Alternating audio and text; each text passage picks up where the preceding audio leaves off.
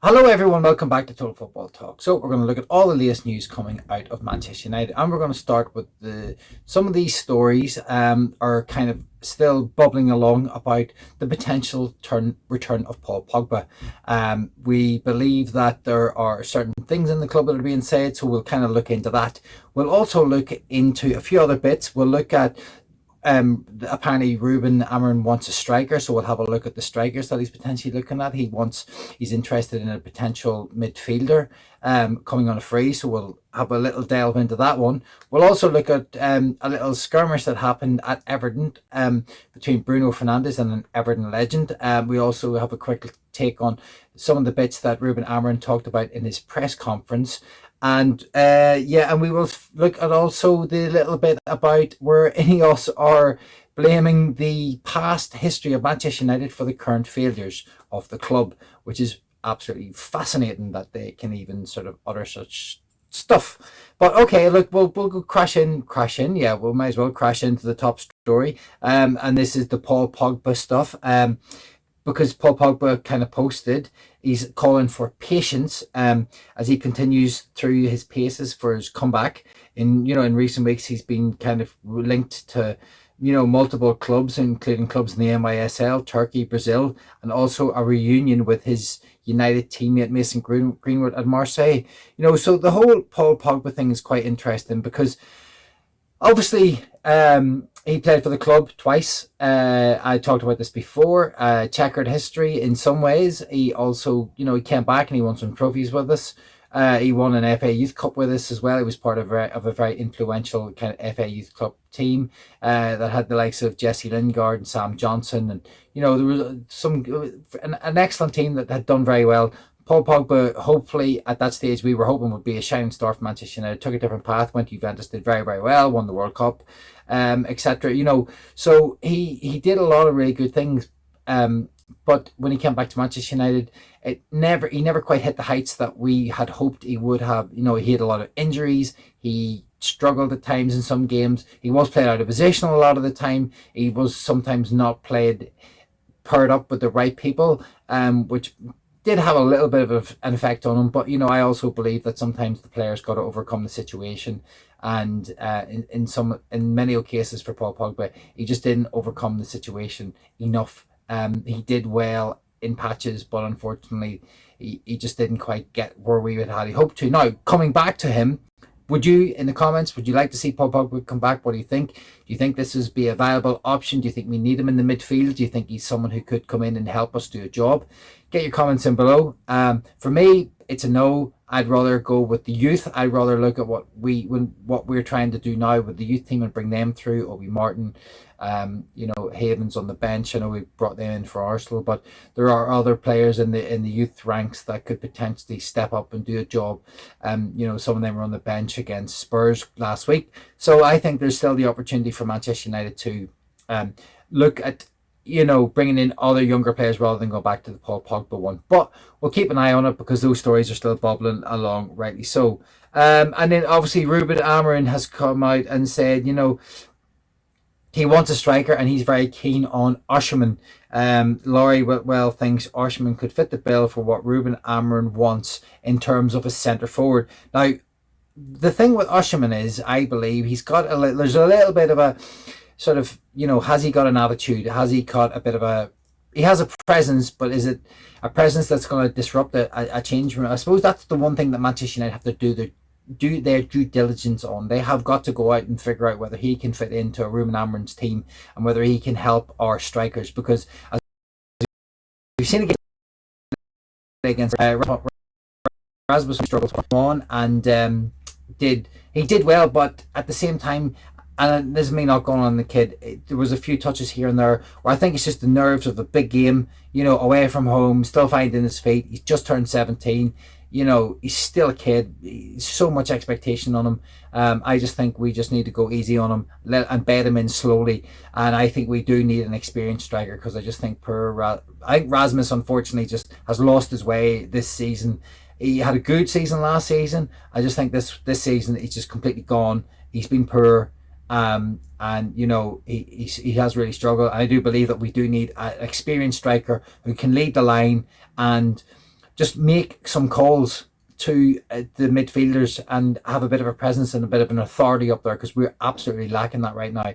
And none of the strikers that we have in Rasmus or Cheeto can actually do that, because they're not at that stage of their development yet. And Xerxes not, Xerxes did well yesterday in patches, but he's not a 9, he's a 10. So those are some things that we need to look at.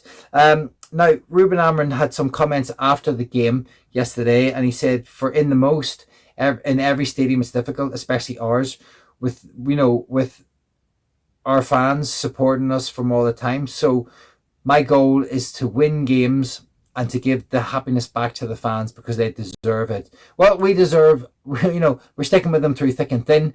It's really thin at the minute, and I think Rubin Amorim fully understands where the fans are coming from, and he's desperate to give back to the fans something. We got a draw yesterday. I'm not going into the game. I did a match reaction yesterday, but it was more of a relief than anything. Just good to get another point under the belt. We were poor for 70 minutes. Garnacho came on, changed the game. We managed to get a draw and avoid the whole penalty debacle at the end, which I still personally think it wasn't a penalty, but on reflection, I can see how Everton might have thought it was. I do believe if Ashley Young hadn't dived the way he did, they may have got a penalty. I think he threw himself down. Like, he was throwing himself into a swimming pool, which I don't think really helped anyone. So he kind of blew it for himself. If he had maybe been a bit more clever about it, maybe he would have got a penalty. But yeah, we know that Ashley Young's done this for United before in the past, and he's tried it again. Unfortunately, it didn't work this time.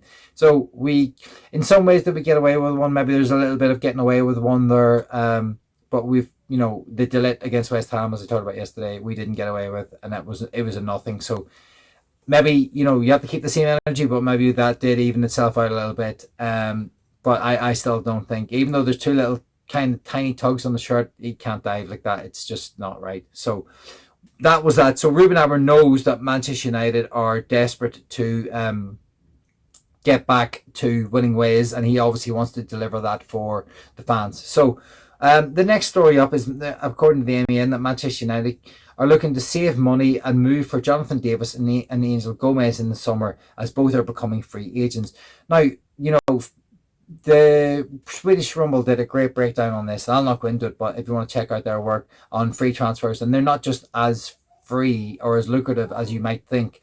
But with Johnathan Davies, he's a very good striker. Could he come in and do a job for us? He probably could. He's still young enough to come in and still make an impact for us. So I think it's one worth considering.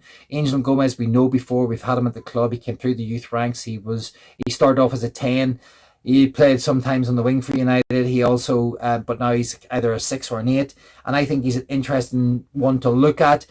He knows the club. He understands the club. Can he come back and do a job for the club? Maybe it's one to keep an eye on, because we're going to have to replace Eriksen, and if we can move Casemiro on as well, and we're not going to have the money to replace these players. Now, is Angel Gomez going to help us get into the top 4? Only time will tell. He is a very good player, and he's doing well. He did very well for England on 21s. He's done well since he's come into the England setup. The lad's gone out and kind of proven himself in the French league. We'll give him a lot of credit for that. He's done well. So interesting one to see where that one moves on to. And finally, we'll look at what Ineos said, and Ineos are blaming Sir Alex Ferguson for the state, and obsess over the sort of ignoring the past glory. So essentially, Ineos are saying Manchester United past glories are weighing heavy on these players, and in some ways, I understand it a little bit, but at the same time, I think these players have got to grasp the mantle and they've got to try and make their own history. Our history is something that we can be proud of, and it's part of the club, and it's what's helped the club get to a state of worldwide significance, to put in a better word. But, we are massive, and we are struggling, and we are a mid-table team right now, and the players are really struggling to live up to the expectations of what Manchester United are, and the standards that used to be set by this club, set by Sir Alex Ferguson himself. We're a long, long way off that. But Ineos can't be using that as an excuse. They've got to go, right, the past was the past. We've got to build to the future. We can look to the past to help build the future. You can't ignore the past. You can't ignore what Manchester United have done over all those years, because that's just ridiculous. And calling it out, I don't really understand it. I don't really know where they're going with it. Absolutely dreadful. And just one final thing I'm going to finish on. BBC last night were going in on United again, and I struggle with this. In my opinion, I just think it's unbelievably biased against Manchester United.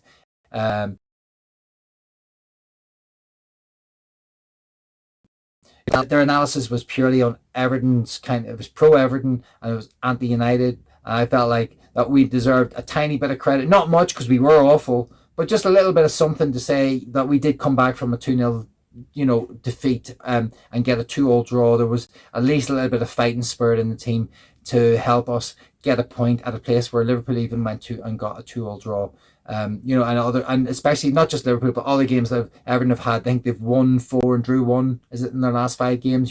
So Everton have been on a bounce. It's been difficult. Everton, obviously, it's the last time we were going to play at Goodison Park. It was difficult ground to go to, always notoriously hard.